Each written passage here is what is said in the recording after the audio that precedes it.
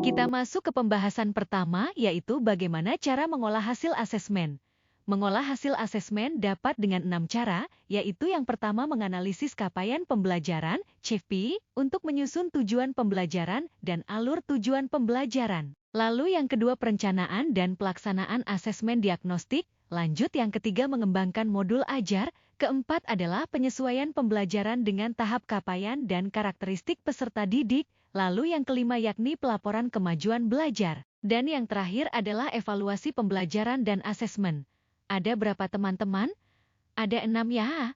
Lalu aku akan lanjut ke pembahasan kedua, yaitu apa saja strategi pengolahan hasil asesmen. Nah, strategi di sini ada 3 ya teman-teman. Yang pertama adalah analisis kuantitatif dan kualitatif. Apa sih itu? Jadi analisis data kualitatif yaitu hasil dari observasi dan data kuantitatif bentuknya berupa angka. Pengumpulan data, analisis, dan pelaporan dalam asesmen memerlukan sumber daya yang cukup memadai. Asesmen kuantitatif cenderung lebih menitikberatkan pada penguasaan hafalan dan pengetahuan faktual dibandingkan dengan pemahaman yang mendalam terhadap konsep-konsep yang diajarkan.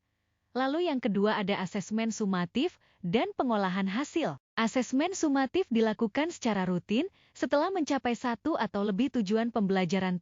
Hasil dari asesmen harus diproses menjadi pencapaian dari target pembelajaran setiap siswa. Para pendidik bisa memanfaatkan data kualitatif sebagai hasil dari asesmen tujuan pembelajaran para siswa. Dan yang ketiga ada contoh pengolahan hasil asesmen, seperti indikator 1 menggunakan teknik tertulis, esai ada pilihan ganda, lalu indikator 2 menggunakan unjuk kerja. Aku lanjut ke pembahasan ketiga ya, tentang hasil asesmen dan tujuan pembelajaran saling berkaitan. Yang dimaksud adalah hasil penilaian asesmen dan tujuan pembelajaran terkait erat dengan proses pendidikan. Hubungan antara hasil penilaian dan tujuan pembelajaran sangat penting untuk menciptakan lingkungan belajar yang cepat dan adaptif untuk tanggapan dan dapat meningkatkan hasil pembelajaran siswa.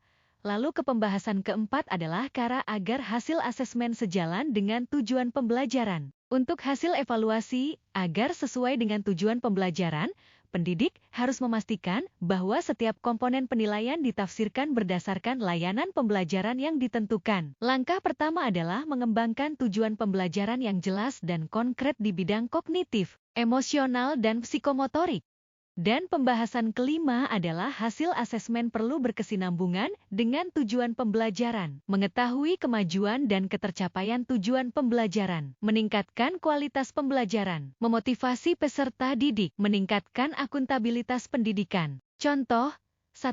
Kepala sekolah melakukan asesmen kepada staf guru yang ada di sekolahan tersebut untuk mengetahui seberapa paham staf terhadap profesinya itu. Hasil dari asesmen tersebut kemudian digunakan untuk mengevaluasi kinerja guru, agar menjadi lebih baik lagi dan dapat dijadikan evaluasi bagi kepala sekolah juga kebijakan apa yang harus dilakukan agar staf guru di sekolahan tersebut bisa menjadi guru yang profesional. Dan pembahasan yang terakhir adalah tantangan implementasi asesmen dalam konteks kurikulum merdeka. Implementasi asesmen dalam konteks kurikulum merdeka di tingkat sekolah dasar menghadapi berbagai tantangan yang signifikan. Kesiapan guru, keterbatasan sumber daya, dan kesiapan institusi pendidikan menjadi faktor utama yang memengaruhi keberhasilan pelaksanaannya. Guru dihadapkan pada kesulitan dalam merancang perencanaan pembelajaran, memahami capaian pembelajaran, menyusun tujuan dan alur pembelajaran, serta memanfaatkan teknologi dalam penyusunan RPP dan modul ajar. Selain itu,